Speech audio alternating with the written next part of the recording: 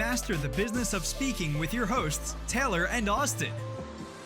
You're listening to Technically Speaking.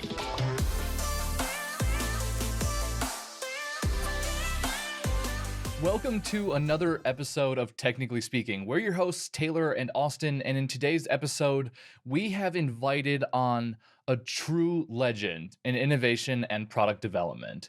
He's launched over 3,500 new products, services, and businesses across nearly every industry, and has built and sold several startups as well. Now, he is one of the principal architects of the jobs to be done theory, where he worked with Harvard Business School professor and innovation mastermind Clayton Christensen to create the framework. Now, who is this legend, you ask? His name is Bob Moesta. And today we're talking about why your clients actually buy from you, who your true competition is, and what you can learn about growing your business from ordering a milkshake for breakfast. This is truly an episode you can't afford to miss. So as always, stick around until the end for some awesome resources, and we hope you enjoy this one. See you in there. And we are live. Bob, this is an incredible opportunity. I am so thrilled that you're on the show today. Thank you for coming on. Taylor, thanks for having me. And hi, Austin, how are you? Oh man, it's so great to have you. I couldn't be better. This is one that we've been looking forward to for a long time. You've been a major source of inspiration to both of us. So thank you again. I'd love to hear how, but I'll let you take the lead, and then I'll follow up with the questions of my own as we go through the day. Great. Deal. Cross interview. I like it. Yeah.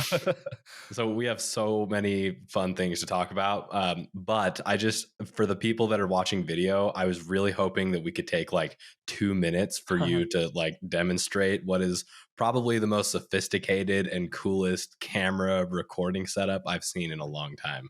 So I don't know about that, but I would say this gets to my ability to innovate and my curiosity and my standard that we can always do better. And so I started with one camera, and then I realized like, okay, there's got to be different angles because we see everybody the same way. So I added a second camera that allows you to kind of look for me from the side, right?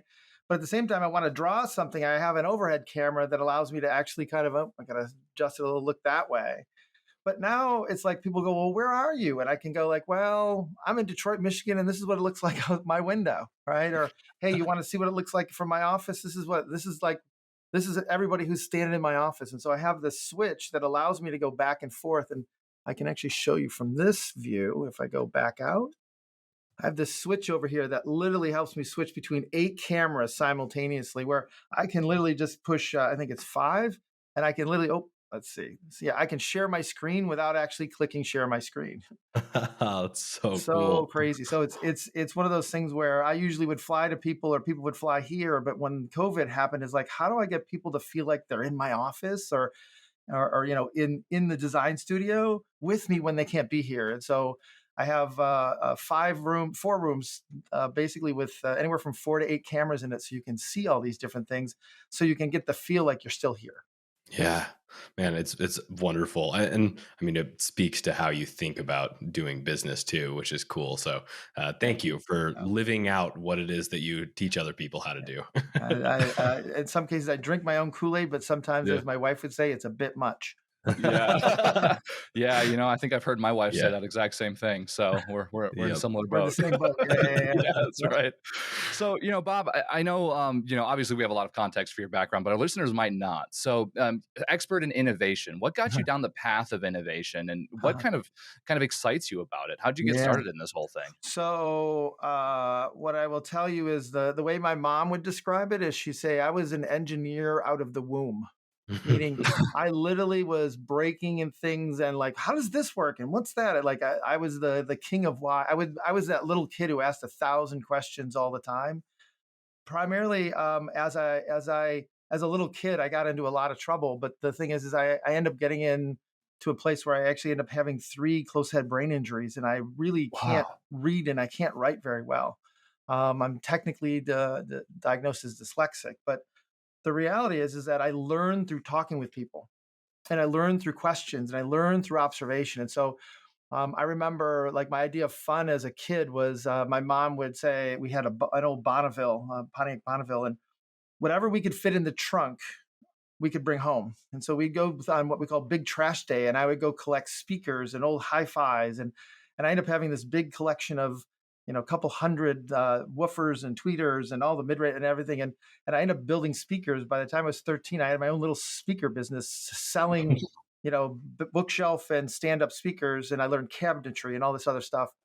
So I've been building for a long, long time. And then since then, I have 4 mentors, and this is 1 through 4 up there. And number 4 up there is Dr. Deming. And I met him when I was 18, and he's the gentleman who went to Japan and basically helped reinvent Japan. And he's the father of the Toyota production system, if you will.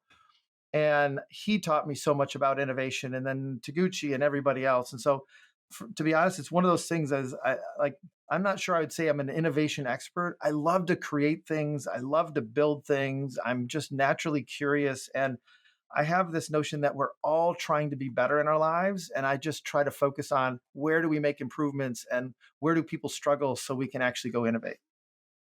Man, what a cool story. So, You lean into the things that you felt naturally inclined to do. yeah. You can usually see somebody that's very passion oriented from a mile away. And I mean, that is, I think, obvious for you.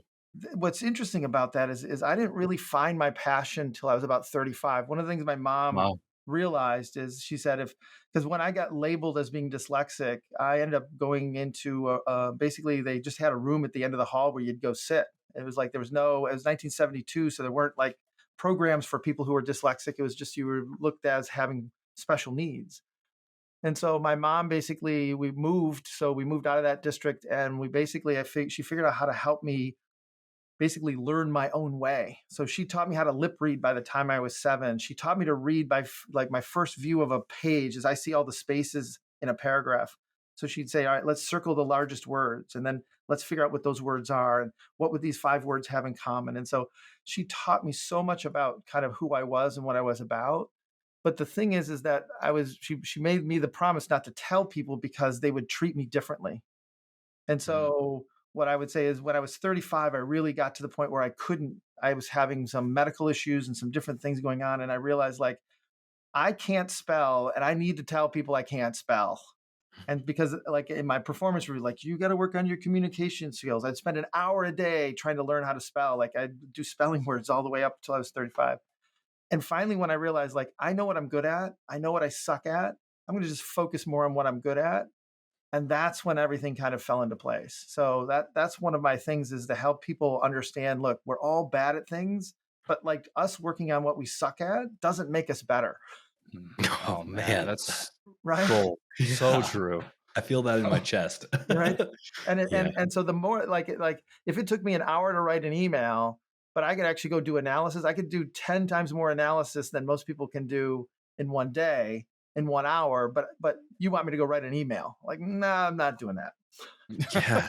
It's weird that there's really this like societal expectation in so many areas. And I think that this is especially true for entrepreneurs to put so much focus and attention into fixing the things that we either don't like about ourselves or that are our weaknesses. Right. When in reality, like if what you just said, if you just lean into your strengths and do the things that you love doing and that you're good at doing, you'll have way more of an impact. And then there's other people that like doing the things or are good at doing the things that are your weaknesses. And then it's just a matter of pairing those two things together. Well, I think that's the key is like, I have a business partner, his name's Greg Engel. We've been business partners for 17 years. We've worked apart for 3 months, and we vowed after that 3 months to never work apart again. Whatever I do, he gets a cut of. Whatever he does, I get a cut of. It's like unwritten, but he is my exact opposite. And so like what I hate to do, he loves to do. And what he hates to do, I love to do. And so this notion of finding your kind of inverse twin is like essential, because all of a sudden you can talk about your vulnerabilities and they can literally cover for you and you can cover for them.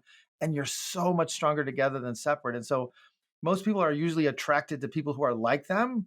But the more you can find somebody who's not like you and actually get along, it's very special. Yeah. Wow, what a great lesson. So, we have our original conversations, I think it was a few months ago now already, Bob. Yes. We were talking about the work that you were doing with jobs to be done theory. It's actually how I learned about your work kind of originally with Clay Christensen.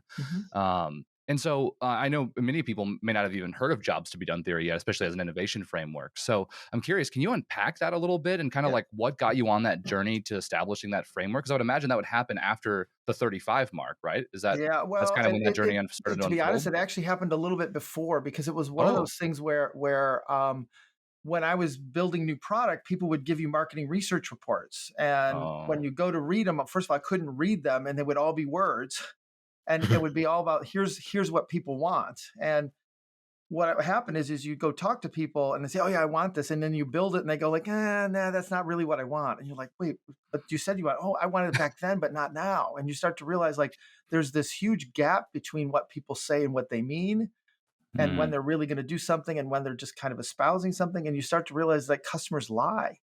And so what I did is I went and learned interrogation techniques, both criminal and intelligence interrogation methods, to learn how to talk to customers about figuring out what they really wanted. And what's interesting is when I worked in Japan, they had this notion of a what they called a technology agnostic requirement. And it's one of those things where I tilted my head and said, like, what the hell does that even mean? They're like, I want to know what people want without telling them what I have. And so ultimately it got to they don't want a car. They want to go from point A to point B. And I can actually put a car in there, but I can put 1,000 other things in there as well. And so instead of talking about the solutions, it's talking about the context that people are in and the outcome that they want, that then enables me to take many technologies and put them together to innovate in. And so it's almost like I'm surrounding the situation and being able to understand what's the progress they're trying to make, that then enables me to figure out what are the better solutions to go build. Right. And so it was this whole hack around that for me in the very early days, it was about me trying to understand what the marketers were talking about when they said they did hmm, market research. And over time, I started to share like my hack, if you will, with Clay. And Clay's like, this is really interesting. And so we end up doing it in different places. And we did a lot of it in the food industry to start, or the consumer packaged goods industry. And then ultimately we built a method and a tool, and I've got software. And it's one of those things where Clay in 2017, basically, I helped him write a book around it called Competing Against Luck. And then from there, have been basically building and helping companies do it. Like I said, I've been working on over 3,500 products over the last almost 40 years. And to be wow. honest, it's one of those things where it's almost like night vision goggles. I can walk into something I know nothing about and start to ask 5 or 6 questions that just let everything kind of unfold. And it's that notion of causation and what causes people to do things, as opposed to thinking that, people buy things randomly.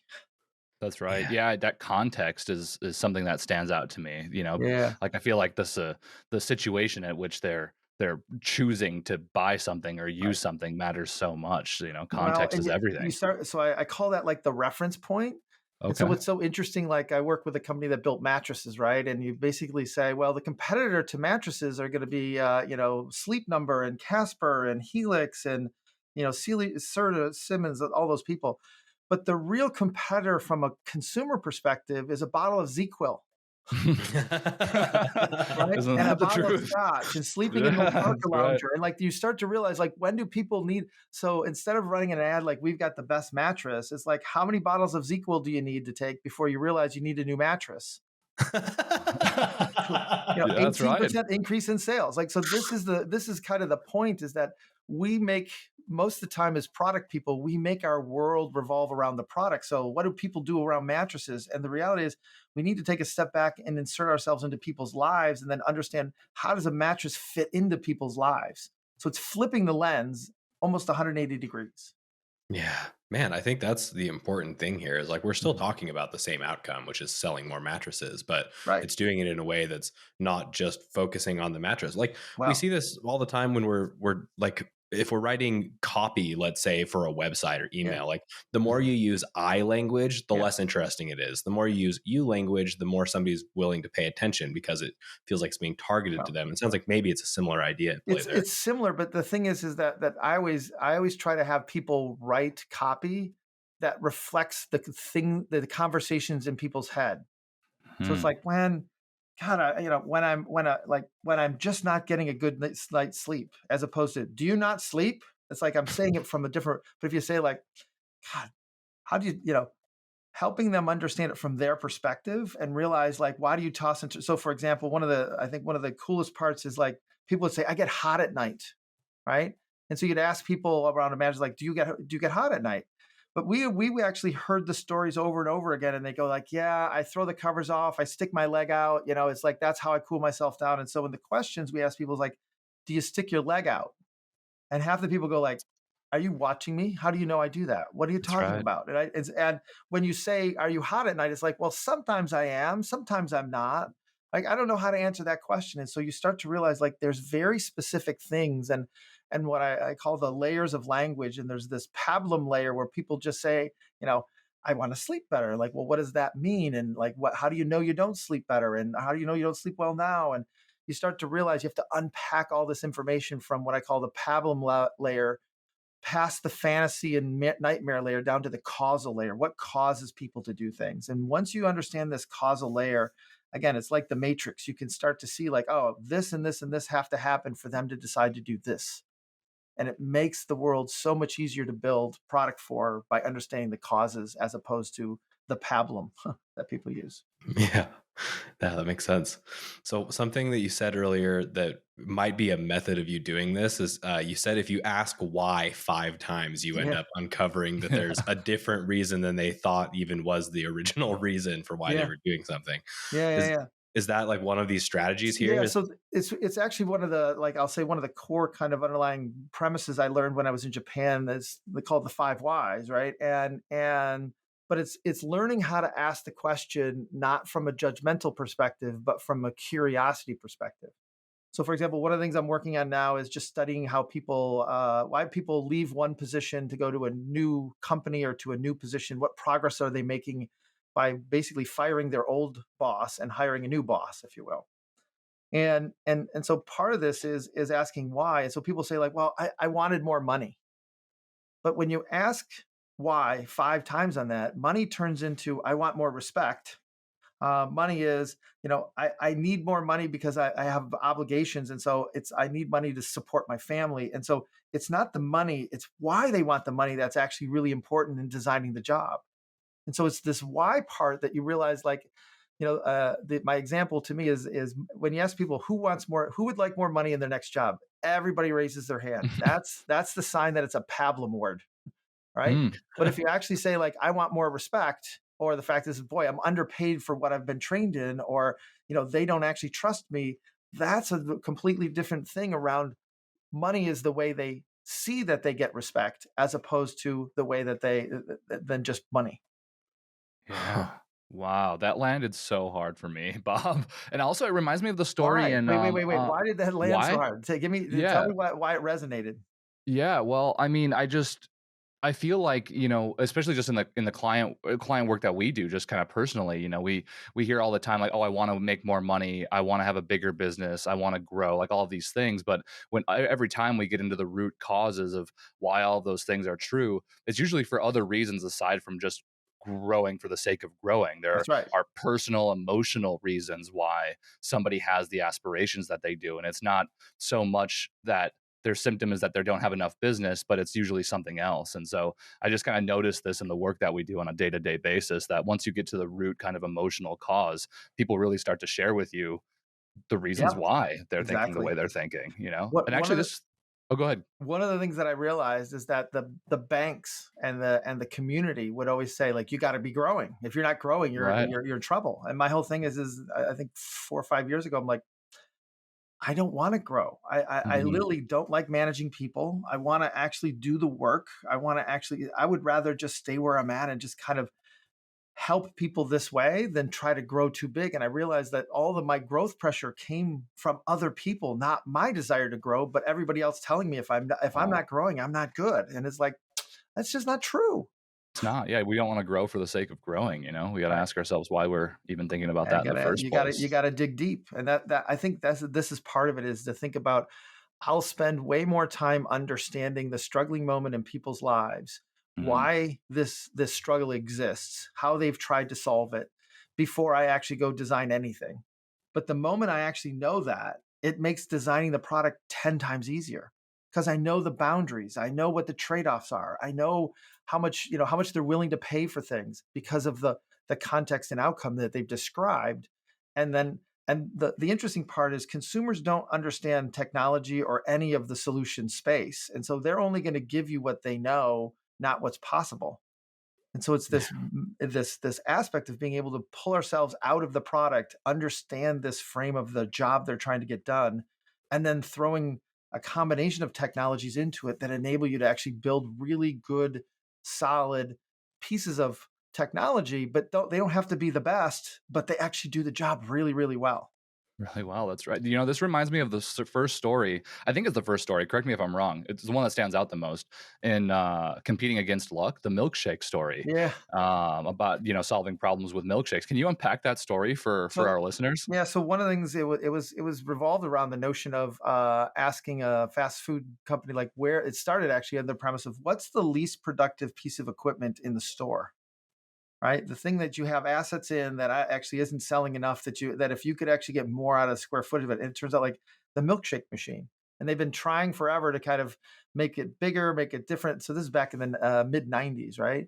And one of the things we did was we found a bunch of stores that were selling milkshakes before 8 in the morning, and it turns out that the law or the franchise agreement said that they couldn't actually turn on the milkshake machine until what was it, like 11 o'clock or something like that. And so we went to these stores and we started to look and watch people, and you start to realize like what they were literally going through the drive-through, grabbing a milkshake and getting on the freeway and driving to work. And it turns out these stores were basically about an hour from downtown, when one was in Atlanta, one was in Dallas, one was in LA. And you started to realize like these people were eating it as if it was breakfast. And you're like, hold on a second, what are you doing? Like, why is it? And for them, it was carbohydrates, fat, protein. It was no different than having cereal to them. It was something that would sit in their stomach. It would sit in the cup. It was like, and they'd talk about all these other candidates of a bagel and a banana and these other things. And you start to realize like this was something that they figured out would help sustain them to lunch. And so we basically said, well, how do we actually replicate this and understand how many other people want to have breakfast but don't?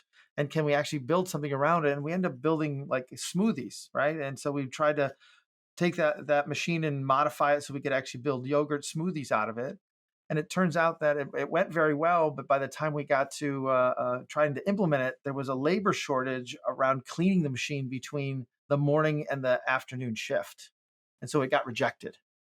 But the whole point, and eventually somebody else picked it up, but the like, to this day, I would say McDonald's, is the largest smoothie producer in the world because they understand that job very well, right? And so, but they built it 17 years later. And so part of this is to realize you can see these solutions way earlier, but sometimes the market has to catch up to it to figure it out. Because back in the day, there were no protein shakes. There was not even very much yogurt smoothies back when we found all these things, right? Yeah. Man, it's so cool that like it's just a matter of taking the time to pay attention and ask the questions. Like there was nothing that you just described there was magic, was some magic formula. It was just paying attention and asking why people were behaving the way they were behaving. And that's right. And anyone.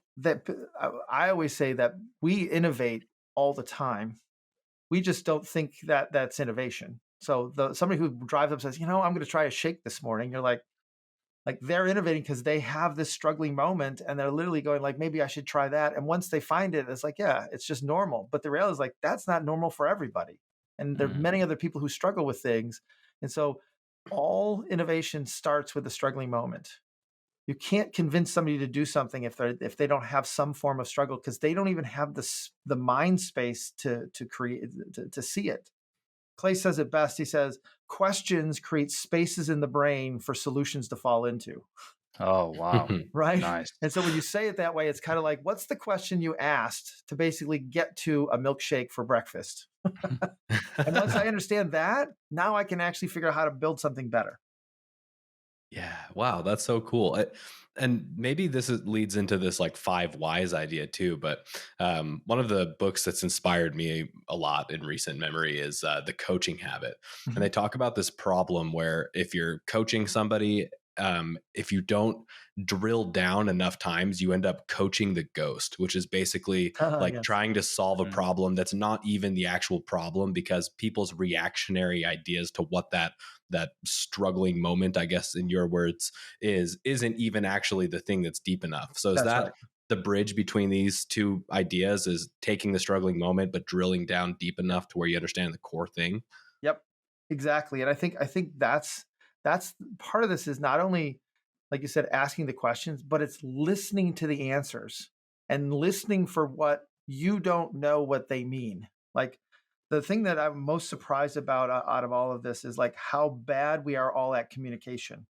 Hmm. Because somebody say like, "Oh, let's go out to dinner tonight."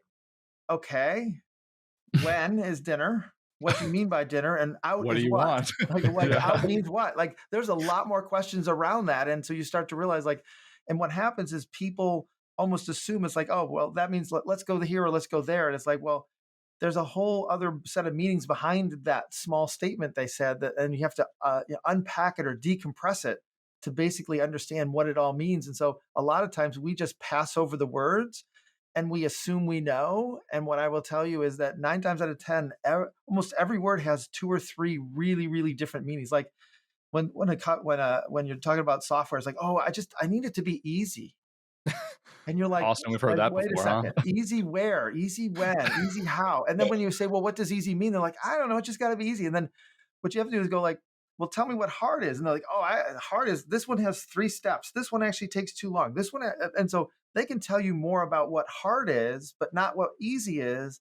But you need to be able to learn how to derive what easy means from both sides of this, what I would call the yin and the yang of what we're actually looking at, which is the good and the bad, somewhere in the middle, right? And so this is why unpacking is so important, because we don't know how to articulate what we want. Like my favorite is in this job thing where we're looking at is like, I feel like the job description for somebody's, as you applying for a job, it feels like you're shopping for a house, 4-bedroom, 2.5 bath. We've got a walkout thing. We've got a gourmet kitchen. It's like, what's it like to live there? No idea. But I think we should look at that house. Like, why do you think we would? But you have to then realize there's all these other things. And we literally treat jobs the same way. If you got to have 4 years experience, you have to be a PM, you have to be able to do this, you have to be able to do that. Like, I need you to have communication skills. What does that mean?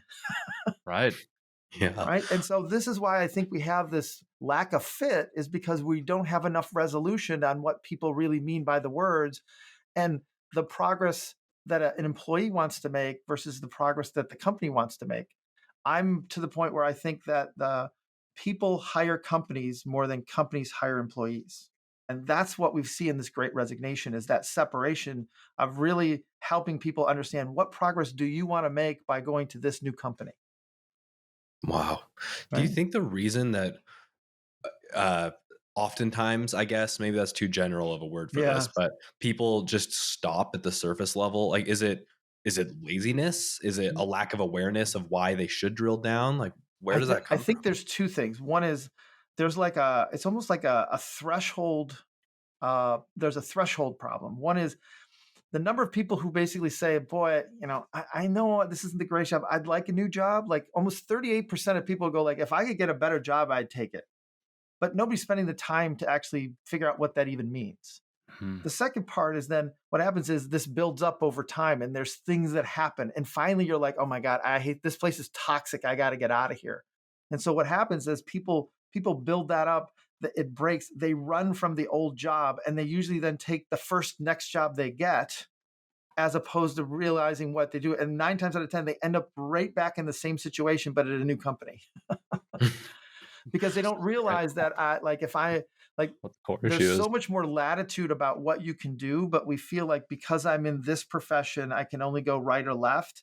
But when you start to realize what you love to do and get really good at it, the latitude of your possibilities opens wide open. It gets way wider. Like I had somebody who applied, like took them through the process. They applied for a Nat Geo coordinator, a design researcher at IDEO, and a technical writer at a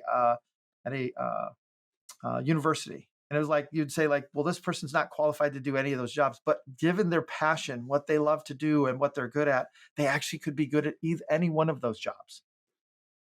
That's exactly right. And that's not something companies really focus on too much. It's a bunch of check marks, like you said Well, earlier, that people need to hit before. well, I think they're using a ladder, and I feel like what we need is a way in which to do the what do they call it? I just had the word. It's like climbing a mountain. I need contextual ascension. Like I need to know what the like I can plan how I'm going to climb a mountain, but I really can't actually make those decisions till I'm in the moment. Mm. Because I got to look at the weather. I got to know what time of day it is. I got to know what the footholds are. I got to know my skill sets. And so my thing is we got to think about it as planned ascension into what the next things are, as opposed to what's the next rung on the ladder. It's like, I feel like the ladder analogy is kind of running out of steam. Yeah, Mhm. well, like when you told that story, I feel like there's just looking at the next rung of the ladder feels almost like tunnel vision. You know, we're Yeah, not even open to the idea of all the other possibilities that are out there. A that's mountain right. has so much more context than an individual ladder does. That's right. Well, and I think most people are falsely under the impression that, HR's job is to help you find your next position. And my belief is that most of HR is, how do I fill the open positions with the people we have, whether they're Uh-huh. going to be good at it or not. And it's like, what's the least of all the trade-offs to get there? And my thing is what I've learned is I want to go find people who love to do that work, and they might stay there forever, and they might actually decide that they want to add more capabilities. People's progress is on them, not on me. Yeah, totally. You know, I know we're getting, man, I can't believe the half hour is already here. That I is crazy. I know. feel like we could be here for days. So I do have one question though that's just been kind of lingering in my mind, and it's probably also something maybe our listeners are wondering as well. We've talked a lot about like enterprise level innovation. We talked about McDonald's a little Yeah, bit. We talked yeah, about even retention and employees and HR and yeah. things. But you know, as you know, innovation applies through the entire gamut, right? Yes. And Yep. so like, you know, how can someone like a solopreneur, a smaller organization, leverage this knowledge that we've been talking about? Like, are they Yeah. excluded from innovating at the No, level that no, no, enterprises no. are? No, no, no. I don't think so at all. So I think one of the things so I wrote a book, again, an engineer writing first of all, I'm dyslexic. So being dyslexic and writing a book, I found a company called Scribe Media, where they literally helped me organize my thoughts, and I literally talked to them in 10 2-hour sessions, and they wrote a book in four Wow. months, by the way. And so all of a sudden, next thing you know, I got another book, and I got another book, and it's written in my voice, and they're my thoughts. But the fact is I just haven't been. I'm not the one who's writing it, and ultimately they've been able to do it. But I wrote a book on sales for a couple of reasons. But I realized that most people think of sales as pushing a product and convincing people to buy. But the name of my book is called Demand Side Sales, which is why do people pull things into their lives, and understand what progress are they trying to make by doing that, and how do we set up the sales process to actually mimic the buying process, because it's more important to understand how people buy than how we should sell. And so to the solopreneur, or somebody who's a small company, is like, what progress are your customers trying to make? And the craziest part to me is like, there are virtually no sales professors in business school. How in the world does that even happen? Like, I've done 7 startups. The hardest thing of all of it is sales. And yet nobody's teaching entrepreneurs how to sell. And so this book is now the foundation of the Kellogg's Sales Institute at Northwestern. It's the foundational premise of basically how do we actually set up our sales processes to mimic how people buy. And so my thing is, as a solopreneur, like, I have to actually figure out the progress that if I'm going to find a co-founder, what progress do they want to make? If I'm trying to hire employees, what progress do they want to make? If I'm trying to raise money, what progress do the investors want to make? And what you start to realize is that it's, if you don't ask 5 whys, you actually are almost flying blind. And so to me, the book Demand Side Sales is probably the single greatest book that help them figure out their business and grow, because it's the value they create for others that create value for them. Wow, that is gold. And just for the record, everyone, check the show notes. I'll put a link to Demand Side Sales. Yep. It's an incredible read. Definitely go and check that out. I've got another Bob, sorry, I've got another book that's coming. oh, It's good. called The 5 Skills of an Innovator, an Entrepreneur. And it's having worked with thousands of people over the last 40 years. I took like the 15 people that I worked with who are just natural innovators, and kind of put them in a corner and say, what do these people do that other people don't? And so it's these 5 underlying skills that's coming out in April. that I'm very excited about, because it just talks about these skills that we don't teach often enough. Like one of them is empathetic perspective. Most really good entrepreneurs and innovators can see things from other people's perspective, like unemotionally. Like, this is how the investor is going to look at it. This is how the customer is going to look at it. And they can see where the conflicts are going to happen. And by understanding the different roles that people have around the product. It's so interesting. Wow. Oh man, I'm I'm really so excited to read check that one. Yeah, for Yeah. sure. Actually, I think this episode is going to be releasing right around that time. So definitely go and check out, see if the book is out yet, Yep. for all of you listening to the show. Bob, again, I cannot believe we've already consumed a half hour. Thank you so much So for much coming fun. on today and sharing all of your wisdom. This has been, I just learn so much every time we have a conversation. So if somebody, you. aside from, looking at demand side sales in your Yeah. next book, maybe wants to learn more about innovation, maybe connect with you as Yeah. well, what's the best way for them to do that? The best way to do is LinkedIn. Basically, I'm open to basically having connections and being able to help people one-on-one, and have coaching, kind of a little bit of coaching business that I do on the side. And then the Rewired group is kind of where my design studio is housed, and we basically help people develop new products. We help build capabilities. We actually have training programs, kind of all that kind of stuff going on in terms of what we do. And it's a small team, but we have fun every day. Wow, awesome. Well, we'll make sure there's a link to all of those things that you just listed down in the show notes as well. So definitely, everyone, go connect with Bob on LinkedIn. He shares some incredible content. Thank you again for coming on the show, Bob. Everyone listening, if you like this episode, don't forget to rate it, like it, subscribe to it. If you want more awesome resources like this, go to speakerflow.com/resources. Thank you so much for chiming in. I just wanted to take a second to thank our sponsor, Auxbus. Auxbus is the all-in-one suite of tools you need to run your podcast. And it's actually what we run here at Speakerflow for Technically Speaking. It makes planning podcasts simple. It makes recording podcasts simple. It even makes publishing podcasts to the masses simple. And quite honestly, Technically Speaking wouldn't be up as soon as it is without Auxbus. Thank you so much, Auxbus. And if you are interested in checking Auxbus out, whether you're starting a podcast or you have one currently, get our special offer, auxbus.com/speakerflow, or click the link below in our show notes. Thanks for tuning in today. Check the show notes for more info and see you next time. Later.